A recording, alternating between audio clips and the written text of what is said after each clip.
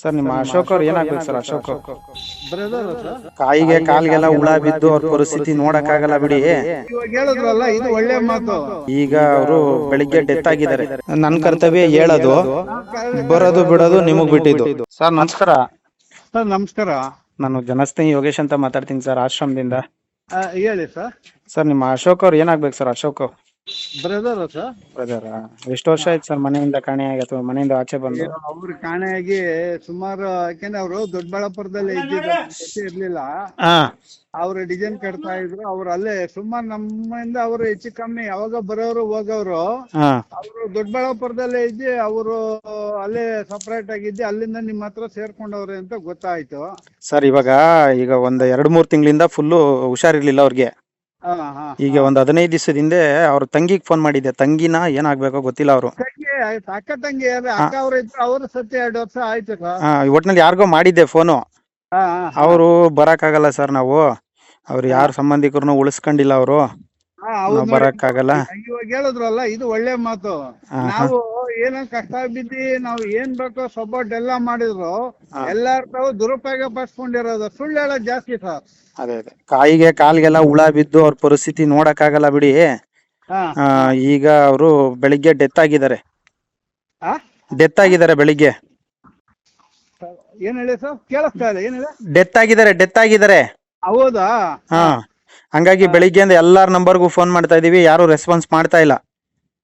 ಅವ್ರ ಅಕ್ಕರ್ಗ್ ಮಾಡಿದ್ವಿ, ಸೀರಿಯಸ್ ಆಗಿದೆ ಅಂತ ಫೋನ್ ಮಾಡಿದಕ್ಕೆ ನಾವ್ ಯಾರು ಬರೋ ಪರಿಸ್ಥಿತಿ ಇಲ್ಲ ಸರ್, ಸತ್ರನು ಏನೋ ನಮಗೆ ಅವಶ್ಯಕತೆ ಇಲ್ಲ ಅಂತ ಅಂದ್ಬಿಟ್ರು.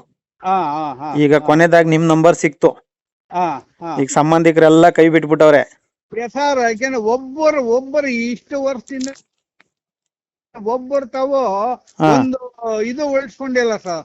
ಈಗ ನಾನು 4 ವರ್ಷದಿಂದ ನೋಡಿದೀನಿ ಸರ್. ಇಲ್ಲ, ಇದು ಗೊತ್ತು ಸರ್, ಇದು ಗೊತ್ತು. ಇದು ನಿಮ್ ಬಗ್ಗೆ ಪಾಪ ಹೇಳಂಗಿಲ್ಲ. ಏನ್ ಅಟ್ ಮಾತ್ರ ಅವನ್ನ ಸಾಕೊಂಡಿದ್ದಾರ ಅಲ್ಲಿ ಸುಳ್ಳು ಬಿಟ್ಟವನ ಗೊತ್ತಿಲ್ಲ ಸರ್. ಒಟ್ನ ರಿಲೇಷನ್ ಅಲ್ಲಿ ಒಬ್ರು ಮಕ ನೋಡಕ್ ಯಾರು ಇಷ್ಟ ಬೀಳಲ್ಲ. ಇವಾಗ ನಾನೇನ್ ಮಾಡ್ಲಿ ಸರ್? ಬರ್ಬೇಕಾ ಸರ್ ಅಲ್ಗೆ? ನನ್ ಕರ್ತವ್ಯ ಹೇಳೋದು. ಅಲ್ಲಲ್ಲ, ಕರೆಕ್ಟ್. ನನ್ ಕರ್ತವ್ಯ ಹೇಳೋದು, ಬರೋದು ಬಿಡೋದು ನಿಮಗ್ ಬಿಟ್ಟಿದ್ದು. ಇನ್ನ ಎಷ್ಟ್ ಗಂಟೆಗೆ ಬರ್ನಿಂಗ್ ಮಾಡ್ತೀರಾ? ಈಗ ಎತ್ಕೊಂಡ್ ಹೋಗ್ತಾ ಇದೀವಿ ಪಿಣ್ಯಗೆ.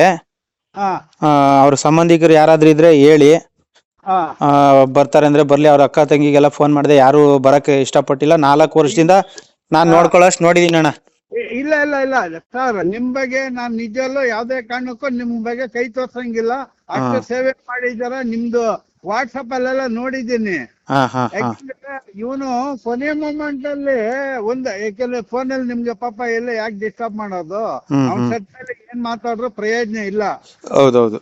ಇವಾಗ ಪೀಣ್ಯಾಗ ಎಷ್ಟೊದಕ್ ಬರ್ಬೇಕಾ ಸರ್? ಸರ್ ಇನ್ನೊಂದು 1 ಅವರ್ 1.5 ಅವರ್ ಅಥವಾ 2 ಅವರ್ ಅಲ್ಲಿ ಬರ್ತೀವಿ. ಅವ್ರ ಫ್ಯಾಮಿಲಿ ಅವ್ರು ಯಾರು ಇದ್ರೆ ಇದೇ ನಂಬರ್ಗೆ ಫೋನ್ ಮಾಡಿ. ಬರ್ತಾರೆ ಅಂದ್ರೆ ಕೊನೆದಾಗಿ ನಾನಂತೂ ಕಟಕ ಆಗಲ್ಲ. ಅವ್ರ ಫ್ಯಾಮಿಲಿ ಅವ್ರ ಕಟಕರಾದ್ರೆ ನಾನೇನು ಮಾಡಕ್ ಆಗಲ್ಲ. ಇಲ್ಲ ಇಲ್ಲ ಇಲ್ಲ ಹೇಳೋದು ವಿಚಾರ. ನಾನೀಗ ಇಷ್ಟು ನಂಬರ್ಗಳು ನಿಮ್ ನಂಬರ್ಗಳೇ ಇಲ್ಲ ನನ್ನ ಹತ್ರ. ಇಷ್ಟು ಹುಡುಕಿ ತಡಕಿ ಎಲ್ಲೆಲ್ಲಿ ಯಾರ್ಯಾರನ್ನ ಕಾಂಟ್ಯಾಕ್ಟ್ ಮಾಡಿ ಏನೇನ್ ಮಾಡ್ಬೋದು ಎಲ್ಲ ಮಾಡ್ಬಿಡ್ತೀನಿ 2 ಅವರ್ ಅಲ್ಲಿ. ಏನ್ ಮಾಡಕ್ಕಾಗುತ್ತೋ ಅವ್ರು ಬದುಕಿದ್ದಾಗ್ಲೂ ಅವ್ರನ್ನ ಮನೆಗ್ ಸೇರ್ಸಕ್ ಏನ್ ಮಾಡ್ಬೇಕು ಅದನ್ನ ಮಾಡಿರ್ತೀವಿ. ಆದ್ರೆ ಯಾರು ಕರ್ಕೊಂಡೋಗಿ ನಿರಾಕರಿಸಿರೋದ್ರಿಂದ 4 ವರ್ಷದಿಂದ ಇಲ್ಲಿ ಇದ್ರು, ಇವತ್ತು ಡೆತ್ ಆಗಿದ್ದಾರೆ. ಇವಾಗ ಫೈನಲ್ ಆಗಿ ನಿಮ್ ನಂಬರ್ ಹುಡ್ಕಕ್ಕೆ ನಾನು ಹರಸಾಹಸ ಪಟ್ಟು ನಂಬರ್ ತಗೊಂಡ್ ಫೋನ್ ಮಾಡ್ತಾ ಇದ್ದೀನಿ. ಈಗ ನಿಮಗೆ ತಿಳಿಸಿದೀನಿ. ಅವ್ರ ಮನೆಯವ್ರು ಬರ್ತಾರ ಬಿಡ್ತಾರ ನನಗೆ ಗೊತ್ತಿಲ್ಲ. ಮಾನವೀಯತೆ ನಾನು ತಿಳಿಸ್ಬೇಕಾಗಿ ತಿಳಿಸಿದೀನಿ.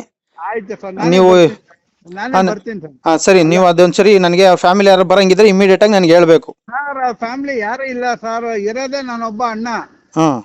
ಇನ್ಯಾರು ಇಲ್ಲ. ಅಣ್ಣ ಇದ್ದೇನೆ, ನಾನು ನನ್ನ ಮಗನ್ ಕರ್ಕೊಂಡ್ ಬರ್ತೀನಿ. ಸರಿ ಸರ್, ಆಯ್ತು. ನನಗೆ ಯಾವ್ದಕ್ಕೂ ಅರ್ಧ ಗಂಟೆ ಒಳಗೆ ಫೋನ್ ಮಾಡ್ರಿ. ಒಂದ್ 10-15 ನಿಮಿಷ ರಿಟರ್ನ್ ಫೋನ್ ಮಾಡ್ರಿ. ಬಂದ್ಬಿಟ್ಟು ಇದ್ ಮಾಡಿ ಸರ್. ಆಯ್ತು ಸರ್. ಯಾಕೆ ನಾನು ಜಾಬ್ ಅಲ್ಲಿ ಇದ್ದೀನಿ, ಅವನು ಜಾಬ್ಗೆ ಹೋಗವನೆ. ಸೇರ್ಕೊಂಡು ನೀಟಾಗಿ ಎಲ್ಲ ಒಂದ್ ಬರೋದಕ್ಕೆ. ಪೀಣ್ಯ ಅಲ್ಲಿ ಅಲ್ವಾ ಸರ್ ಇರೋದು? ಪೀಣ್ಯ ಬರ್ನಿಂಗ್ ಸೆಂಟರ್ ಇದ್ರ ಹತ್ರ, ಗೊರಗುಂಟೆಪಳ್ಳಿ ಹತ್ರ. ಆಯ್ತು ಆಯ್ತು ಬನ್ನಿ. ಮಾಡಿ. ಧನ್ಯವಾದ ಧನ್ಯವಾದ ಸರ್.